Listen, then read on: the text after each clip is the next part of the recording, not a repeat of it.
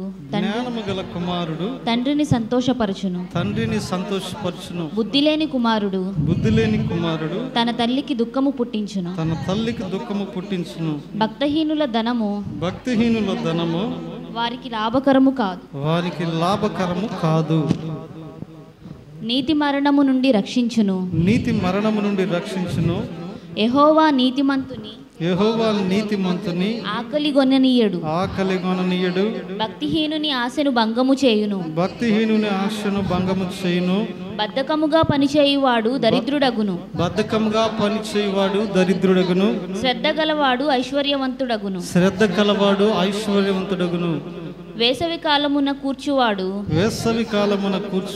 బుద్ధిగల కుమారుడు. కోతకాలమందు నిద్రించువాడు సిగ్గుపరచు కుమారుడు. నీతిమంతుల తల మీదకి ఆశీర్వాదములు వచ్చును. బలాత్కారము భక్తిహీనుని నోరు మూసివేయును. నీతిమంతుని జ్ఞాపకం చేసుకొనుట ఆశీర్వాదకరమగును. భక్తిహీనుల పేరు అసహ్యత పుట్టించును. జ్ఞానచిత్తుడు ఉపదేశమును అంగీకరించును. పనికిమాలిన వదరబోతు నశించును. యథార్థముగా ప్రవర్తించువాడు నిర్భయముగా ప్రవర్తించును. కుటిలవర్తనుడు బయలుపడును. కనుసైగ చేయువాడు వ్యధ పుట్టించును. పనికిమాలిన వదరుబోతు నశించును. దేవుడు చదవబడిన సామెతలను ఏకీవించినటువంటి బిడ్డను అలాగే ఏకీవించినటువంటి మనలను దీవించి ఆశీర్వదించును గాక. మన ప్రభువును రక్షకుడైన యేసుక్రీస్తు వారి అతి ప్రశస్తమైన నామంలో మీ అందరికి కూడా నా హృదయపూర్వక వందనాలు. ప్రభు ప్రేమించి మరలా ఈ రీతిగా ఆయన మందిరములో ఆయన సహవాసములో ఆయన మాటలు వినుటకు చక్కని కృపను మనకి అనుగ్రహించాడు. కాబట్టి ప్రత్యేకమైనటువంటి సమయంలో పరిశుద్ధ గ్రంథమైనటువంటి బైబిల్లో నుండి కీర్తన గ్రంథం 147వ అధ్యాయము కీర్తన గ్రంథము 147వ అధ్యాయము the book of Sam chapter 147 verses 2.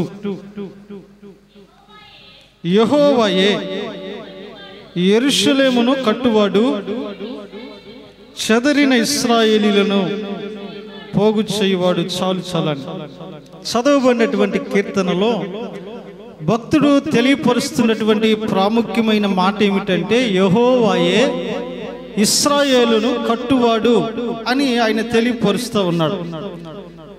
మరి దేవునిలో ఉన్నటువంటి ఒక ప్రత్యేకమైనటువంటి లక్షణం ఏమిటంటే he was a builder, he was a maker. ఆయన కట్టేటటువంటి వాడు. మానవుడికి అపవాదికి ఉన్న సిమిలర్ లక్షణం ఏమిటంటే పడగొట్టడంలో చాలా టాలెంట్ చూపించగలడు మానవుడు, విడగొట్టడంలో చాలా టాలెంట్ చూపించగలడు మానవుడు. కానీ దేవుడికి ఉన్నటువంటి లక్షణాల్లోనంట ఆయన కట్టేటటువంటి వాడు. యోహాను సువార్త 1:3 కూడా అంటాడు కదా, సమస్తమును కూడా కట్టినటువంటి వాడు ఆయన అంటాడు. సమస్తము కూడా కట్టినటువంటి వాడు ఆయనే. He was a builder, he was a maker. ఆయన సమస్తమును కట్టినటువంటి వాడు. మన ఆధ్యాత్మిక జీవితాలలో మనము కట్టబడి ఉన్నాము అంటే దానికి కారణం ప్రభువే. ప్రభు అంటా ఉన్నాడు కదా, ఆయన కట్టువాడు అంటున్నాడు. ఆయన కట్టేటటువంటి వాడు. మీరు ఇంకా ముందుకు వెళ్ళి తర్వాత చదువుకుంటే ద బుక్ హీబ్రూస్, హెబ్రీయులకు రాసిన పత్రిక 3వ అధ్యాయం 3వ వచనంలో ప్రతి ఇల్లు ఎవరో ఒకరి ద్వారా కట్టబడినట్లుగా సమస్తము కూడా కట్టినటువంటి వాడు ఆయనే. ఈరోజు ఈ రీతిగా ఈ దేవుని మందిరం కట్టబడి ఉందంటే దీని వెనకాల ఒక మేస్త్రి ఉన్నాడు, ఒక ప్లానింగ్ ఇచ్చిన ఆయన ఉన్నాడు, ఒక కూలి వాళ్ళు ఉన్నారు, ఒక వెల్డింగ్ వర్క్ చేసిన వారు ఉన్నారు, ఐరన్ వర్క్ చేసిన వారు ఉన్నారు, తర్వాత టైల్స్ వర్క్ చేసిన వారు వేరుగా ఉన్నారు. కాబట్టి ఇంతమంది కలిస్తే ఇది కట్టబడింది, ఒకళ్ళ వల్ల కట్టబడింది కాదు. వీటన్నిటిని మించి దేవుని పిల్లలైన అనేక మంది బిడ్డలు దీని కొరకు ధనం ఇచ్చినటువంటి వారిగా ఉన్నారు. కాబట్టి ఇన్ని సమూహంగా కలిస్తేనే కట్టబడింది. అలాగనే ఆయన అంటున్నాడు కదా, ఇదిగో సమస్తము కట్టినటువంటి వాడు ఆయనే. అయితే ఈ మధ్యాహ్న కాల సమయంలో మన జీవితాలలో వేటిని కట్టడానికి ప్రభు సిద్ధంగా ఉన్నాడు. కొన్ని మాటలు జ్ఞాపకం చేయాలని ఆశపడతా ఉన్నాను. మన జీవితాల్లో వేటిని కట్టడానికి ప్రభువు సిద్ధపడి ఉన్నాడు. కొన్ని విషయాలు నేను మీకు వివరించాలని ఒక 3-4 విషయాలు జ్ఞాపకం చేసుకుని క్లుప్తంగా కొంత త్వరగా ముగించుకోవడానికి ప్రయత్నం చేద్దాం. మొట్టమొదటిగా ఆయన మన జీవితాలలో దేనిని కట్టడానికి సిద్ధంగా ఉన్నాడు? ఆయన కట్టువాడు కదా. అయితే మన జీవితంలో ఆయన ఏం కడతాడు మనం జ్ఞాపకం చేసుకున్నట్లయితే, ఇదిగో ఆయన మొదటగా గాయములను కట్టువాడు అంట. దేవునికి స్తోత్రం చెల్లిద్దాం. హల్లెలూయా, హల్లెలూయా. ఆయన గాయములను కట్టువాడు. కీర్తన గ్రంథం 147వ అధ్యాయము 3వ వచనం 2వ లైన్లో చూసుకుంటే, వారి గాయములను కట్టువాడు. వారి గాయములను ఆయన ఏం చేసేటటువంటి వాడంట? కట్టువాడు. గుండె చెదిరిన వారిని బాగు చేస్తాడు. వారి గాయములను ఆయన ఏం చేస్తాడంట? కట్టేటటువంటి వాడు. నిజంగా ఈ దినాన ప్రియమైనటువంటి దేవుని బిడ్డలారా, మన గాయాలను కట్టేటటువంటిది ఆయన. మన గాయాలను కట్టేటటువంటి వాడు ఆయన. మనం ఏదైనా హాస్పిటల్కి వెళ్ళినట్లయితే మన గాయాన్ని చూసి అక్కడ డాక్టర్ ఉన్న వ్యక్తి స్టిచెస్, కుట్లో లేకపోతే ఏదైనా బ్యాండేజ్ కట్టొచ్చు. కానీ ఏదైనా కనపడినటువంటి గాయము కట్టాలంటే అది కేవలము ఆయన మాత్రమే. ఈరోజు మానవ జీవితాలు గాయపడి బ్రతుకుతున్న జీవితాలు ఎన్నో ఉన్నాయి. అనేక రకాలుగా మానవుడికి గాయాలు అవుతున్నాయి. కొన్ని ప్రమాదాల ద్వారా అవుతున్నాయి, మరికొన్ని ఏమో ఒకసారి మన గ్రూపులో ఒక వాక్యం పెట్టాను, ఒక వాగ్దానం. ఇదిగో నోటి మాటల చేత కలుగు నొప్పి తగలకుండా ఆయన నిన్ను కాపాడును. నోటి మాటల చేత తగిలే నొప్పి అంటే నోటి మాటల చేత గాయాలు అవుతా ఉన్నాయి. ఎవరో ఒకరు అనేటటువంటి మాటలను బట్టి, ఎవరో ఒకరు చూసేటటువంటి చూపును బట్టి, ఎవరో ఒకరి ప్రవక్తను బట్టి ఈరోజు గాయపడినటువంటి వ్యక్తులు ఎంతో మంది ఉన్నారు. అయితే దేవుని వాక్యం అంటుంది కదా, వారి గాయములను కట్టేటటువంటి వాడును నేనే. ఎందుకనంటే గాయములను కట్టేటటువంటి ప్రభు ఈరోజు కనపడినటువంటి గాయంతో జోతుకుతున్నట్లయితే, కనపడినటువంటి గాయాలతో ఇబ్బంది పడుతున్నట్లయితే, ఇదిగో ఆ గాయాన్ని కట్టేటటువంటి వాడు ఆయన. ఇర్మియా గ్రంథములు అంటాడు కదా, హృదయం గాయపడింది, అది మోసకరమైన వ్యాధి కలిగినటువంటిది అని అంటాడు. అయితే ఆ గాయపడిన హృదయాన్ని బాగు చేసేటటువంటి వాడు ఆయన. ఏదైనా ఒక డాక్టర్ దగ్గరికి వెళ్తే, అయ్యా నా హృదయం గాయపడింది, దాన్ని బాగు చేయంటే ఆ గాయం ఆయన కనపడదు, ఆయన ఏది కూడా చేయలేడు. ఎంత పెద్ద స్పెషలిస్ట్ డాక్టర్ అయినా కానీ దేవుని వాక్యం ఉంటుంది కదా, ఆ గాయపడినటువంటి హృదయాన్ని కట్టువాడను నేను. గాయపడిన హృదయాన్ని బాగు చేసేటటువంటి వాడు నేను, గాయాలు కట్టేటటువంటి వాడును నేను అంటున్నాడు. మరి నిజమే ప్రియ దేవుని బిడ్డలారా, మన గాయాలు ఎలాగవుతున్నాయి అంటే ఒక మాట చదువుకుని ముందుకు వెళ్దాం. కీర్తన గ్రంథం 38వ అధ్యాయం 5వ వచనం. The book of Sam chapter 38 verses 5. నా మూర్ఖత వలన కలిగిన ఆ గాయములు దుర్వాసన గలవు. దేవునికి స్తోత్రం కలుగును గాక. హల్లెలూయా, ఆమె హల్లెలూయా. దేని వల్ల మనకు గాయాలైనాయి అంటే మన మూర్ఖత వలన మనకేమైనాయి అంట? గాయాలైనాయి. ఎవరి ద్వారానో కాదులే కానీ మన మూర్ఖ స్వభావమును బట్టి, మన మూర్ఖ తలంపులను బట్టి, మన మూర్ఖపు ఆలోచనను బట్టి గాయాలయ్యి, ఆ గాయాలన్నీ కూడా ఏమొస్తున్నాయి అంటే ఆయన అంటాడు కదా, అవన్నీ కూడా దుర్వాసన అనేటటువంటివి వస్తున్నాయి ఆ గాయాలు అంటున్నాడు. అందుకనే ప్రియమైన దేవుని బిడ్డలారా, అట్టి గాయాలు కట్టాలంటే మరి నిజముగా అది కేవలము ఆయనకు మాత్రమే సాధ్యము. మన గాయములను ఆయన కట్టేటటువంటి వాడు. మన మూర్ఖత వలన కానీ, తోటి వారి నోటి మాటల వలన కానీ, మరి దేని వలన గాయపడినప్పటికీ కూడాను ఆ గాయాలు కట్టేటటువంటి వాడు ప్రభువు అంటున్నాడు. ఇర్మియా గ్రంథం 15వ అధ్యాయం 18 అంటాడు కదా, the book of Jeremiah chapter 15 verses 18లో నా గాయాలు ఘోరమైనటువంటివి అంటాడు. ఆ గాయాలు ఎటువంటివంట? ఘోరమైనటువంటివి. అయ్యా నా గాయాలు ఘోరమై, ఎంత ఘోరం అంటే ఎవరికి అవి చూపించుకోవటానికి కూడాను అవి కుదరనటువంటి గాయాలు.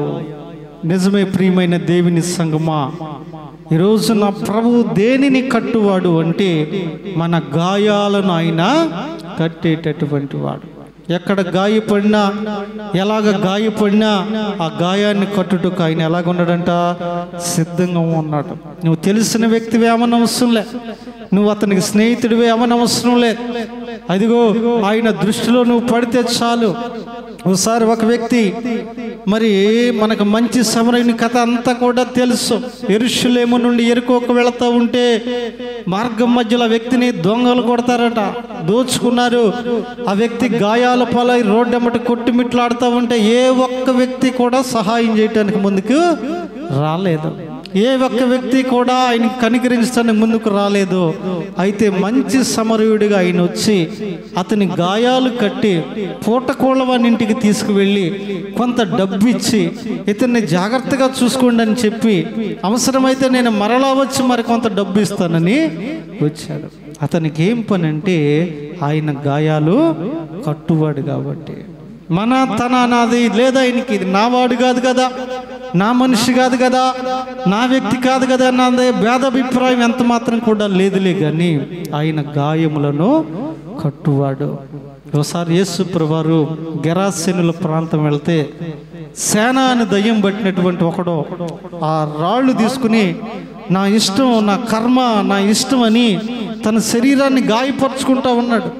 అడిగాడు, ఎవరు సమాధుల్లో ఎందుకు అతడు ఆ రీతిగా గాయపరుచుకుంటున్నాడు అంటే చెప్పారయ్యా, కొన్ని సంవత్సరాలుగా దురాత్మ పెట్టి బాధపడుతూ ఉన్నాడయ్యా, ఇదిగో ఒంటి నిండా గాయాలు చేసుకున్న సమాధుల్లో తిరుగుతాడంటే ఆయన దగ్గరికి వెళ్ళి అతని నెత్తి మీద చేతులు ఉంచి ఆ దురాత్మను విడిచిపోమ్మని గద్దించి అతన్ని స్వస్థపరిచి అతని గాయాలు కట్టినటువంటి వ్యక్తిగా ఉన్నాడు.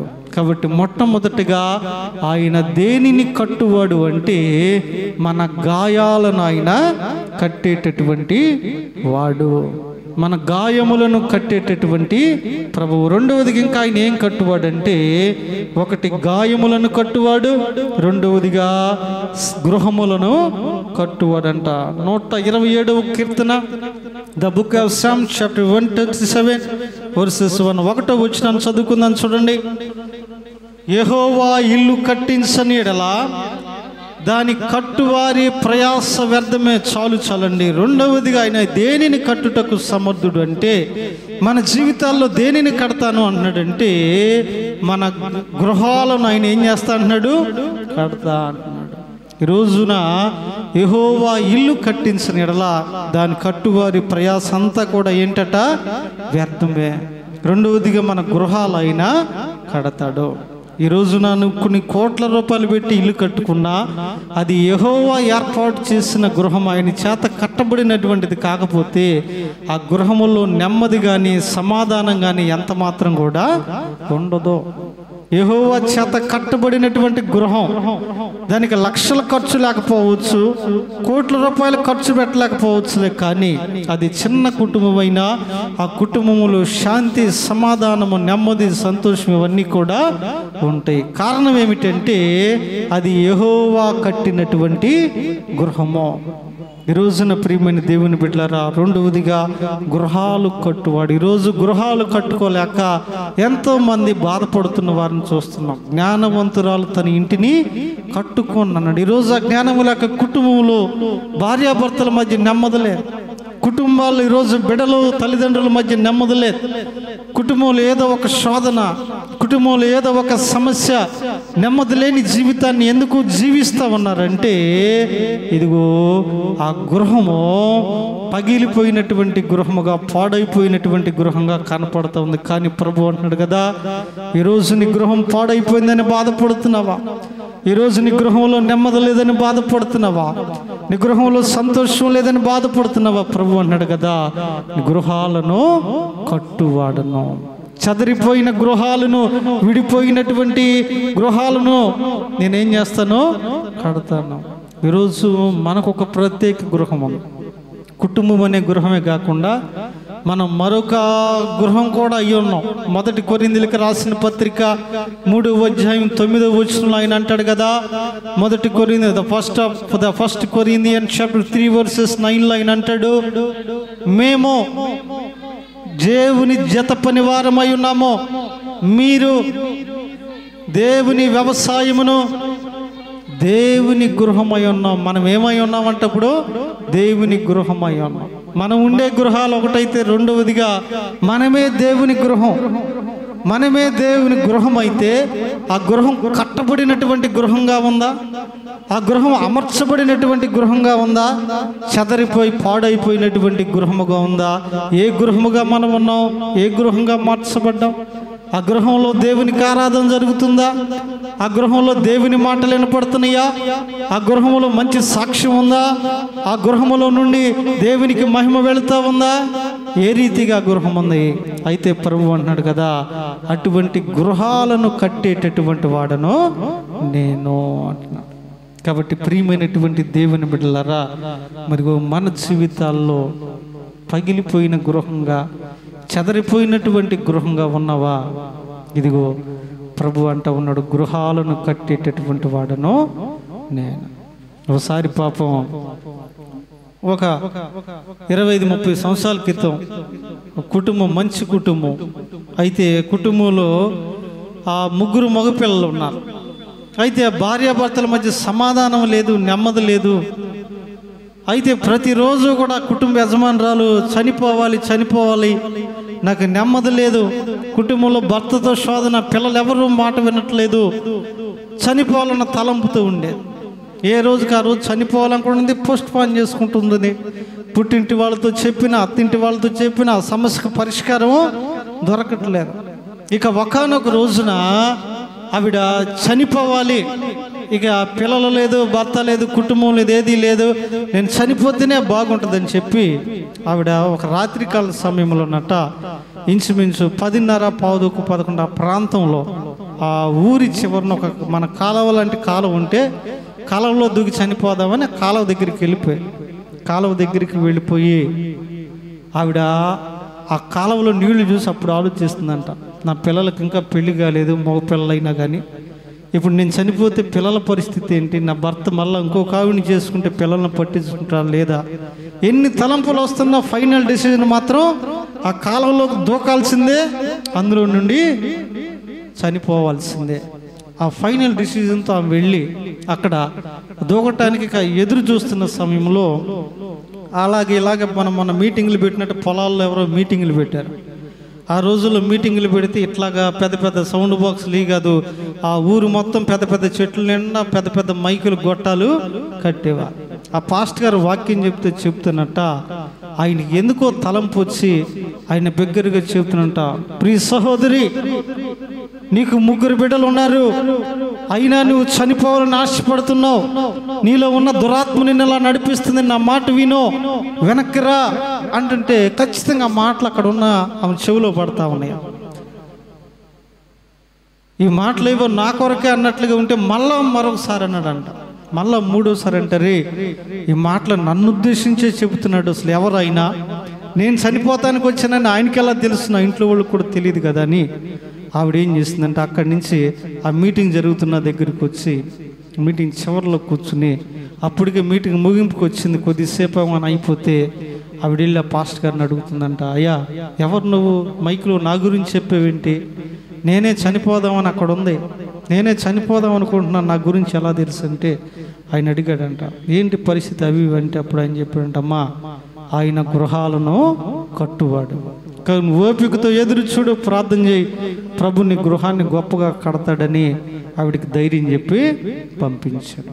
ఆ తర్వాత నుండి కూడా ఆవిడ ఆ స్పిరిట్ పోయి చనిపోదామన్న స్పిరిట్ పోయి ప్రభు నా గృహాన్ని కడతాడు అని దాని గురించి గొప్పగా ప్రార్థన చేసుకుంటూ ఉండేదంట.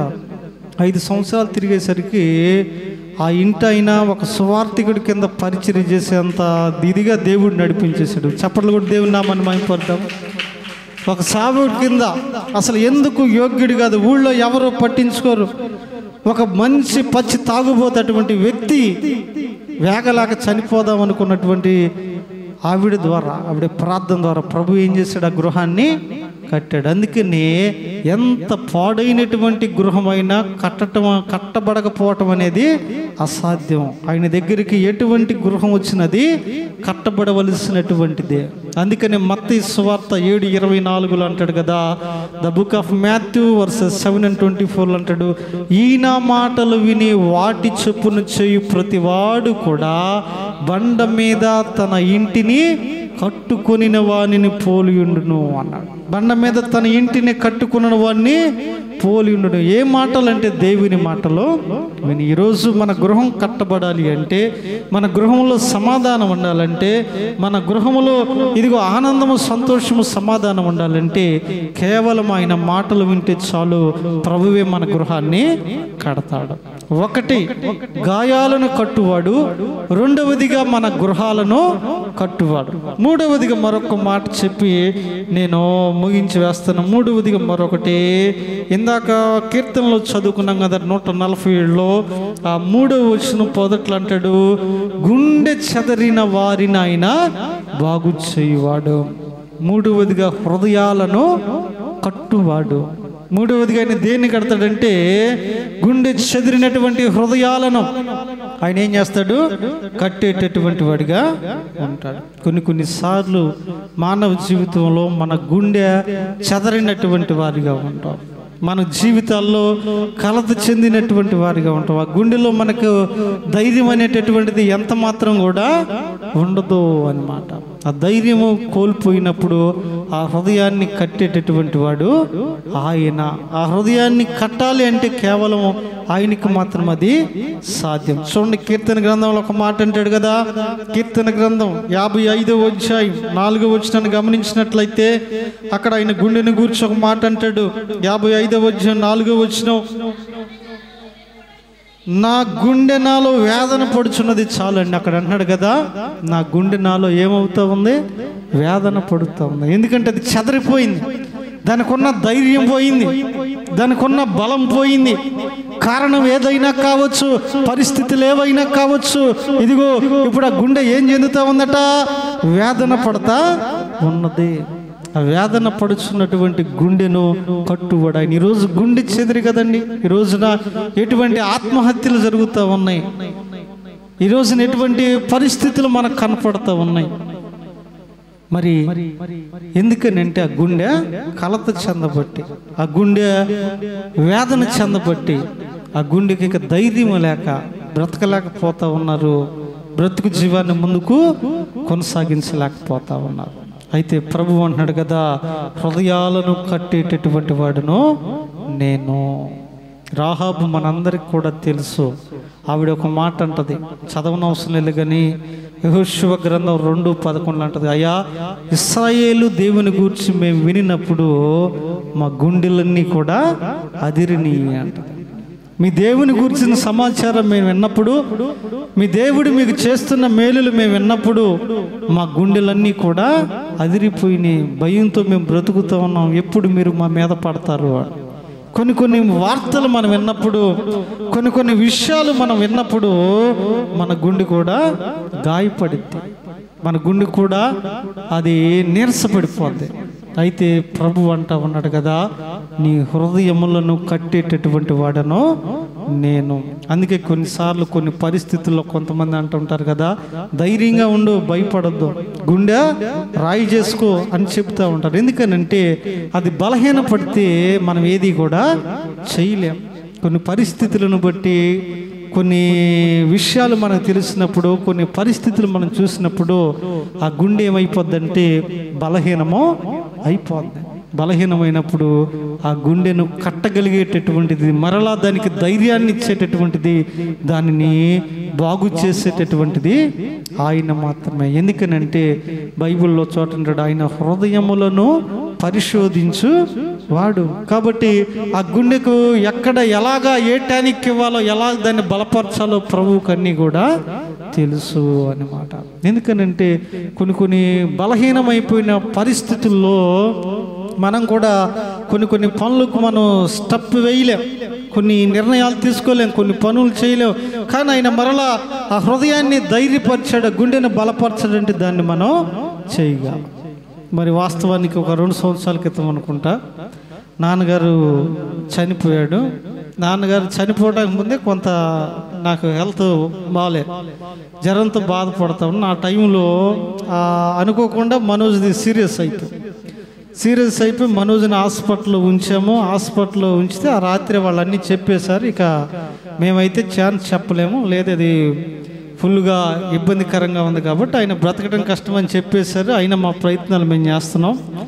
ఆ సమయంలో నేను కరోనా టెస్ట్ చేయించుకున్నా. చేస్తే నాకు 2 పాయింట్లు కరోనా ఉందని నాకు కూడా వచ్చింది. అసలు నాకు ఇంకా ఎక్కువ భయం ఏంటి, అసలు నాకు హాస్పిటల్ వాతావరణం అంటే భయం.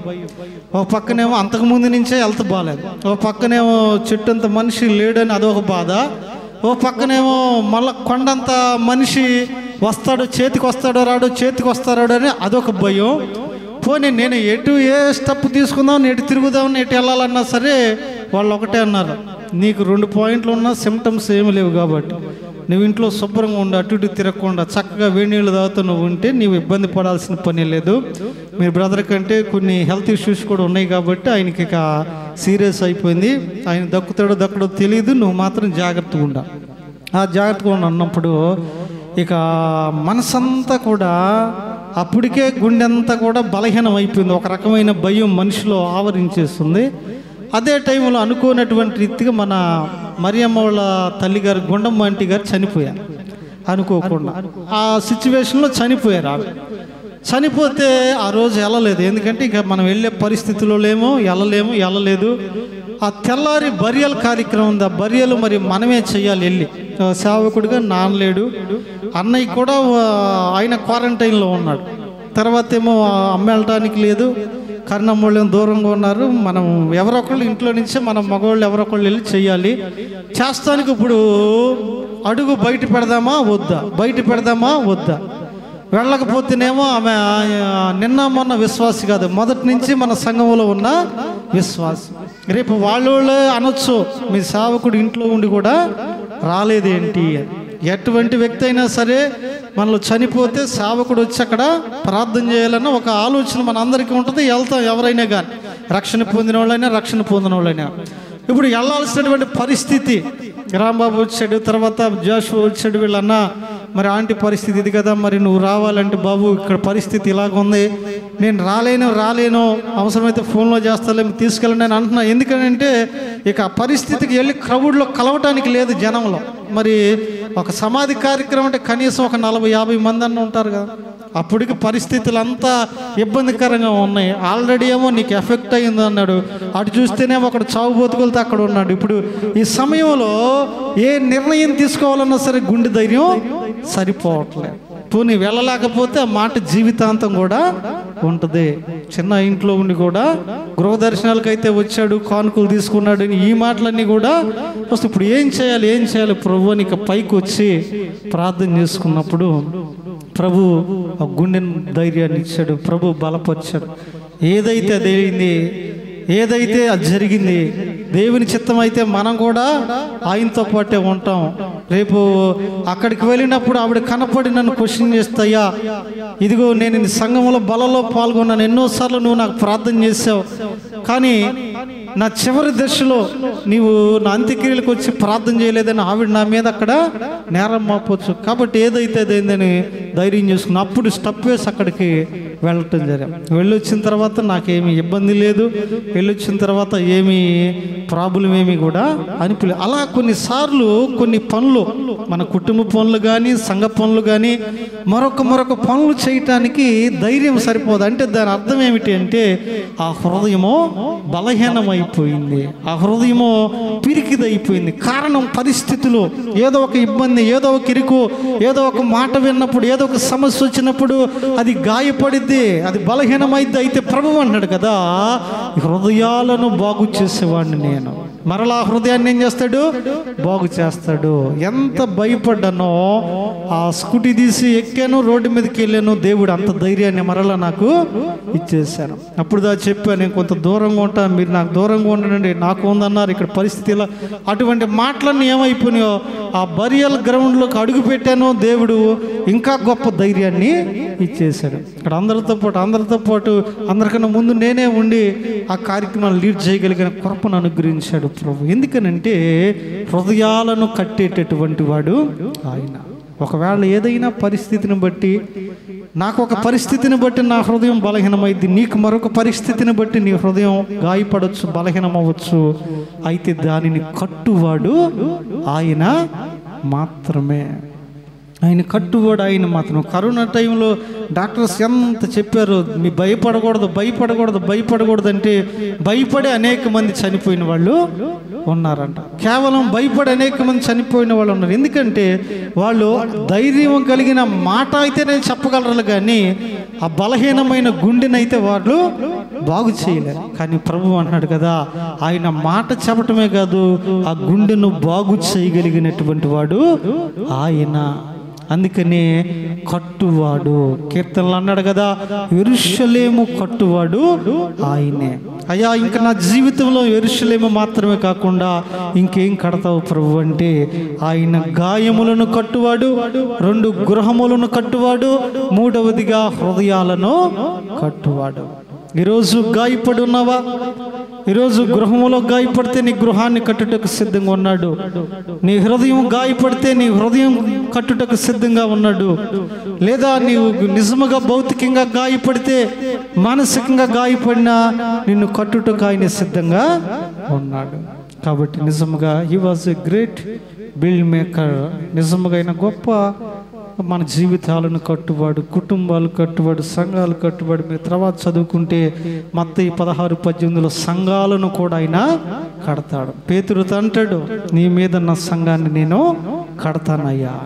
కాబట్టి ప్రియమైన దేవుని బిడ్డలారా, ఆయనకు అసాధ్యమైనటువంటి ఏదీ లేదు. దేనిలో అయినా విరిగిపోయిన పరిస్థితిలోనో, పగిలిపోయిన స్థితిలోనో, పడిపోయిన స్థితిలో ఉంటే ఈ మధ్యాహ్న కాల సమయంలో ఆయన కట్టుటకు సిద్ధంగా ఉన్నాడు. ప్రభువా, నా కుటుంబం పాడైపోయింది, కుటుంబాన్ని కట్టు. నా హృదయం పాడైపోయింది, నా హృదయాన్ని కట్టు. లేదా మానసికంగా నేను గాయపడ్డాను, మానసికంగా గాయపడినటువంటి నా గాయాలను కట్టు ప్రభువుని అడుగుదాం. ఆయన మాట ద్వారా, విశ్వాసం ద్వారా జీవిస్తూ ముందుకు కొనసాగుదాం. గాయపడిన ప్రతి హృదయాన్ని ప్రభు కట్టి బలపరిచి నడిపించునుగాక. అందరూ కూడా మోకరిద్దాం. ప్రార్థన ద్వారా మన కార్యక్రమాన్ని ముందుకు కొనసాగించుకుందాం. అందరూ కూడా మోకరిద్దాం. అవునయ్యా, నా గాయములను కట్టేటటువంటి వాడు నీవే ప్రభువా, నా గాయములను బాగు చేసేటటువంటి వాడు నీవే ప్రభువా.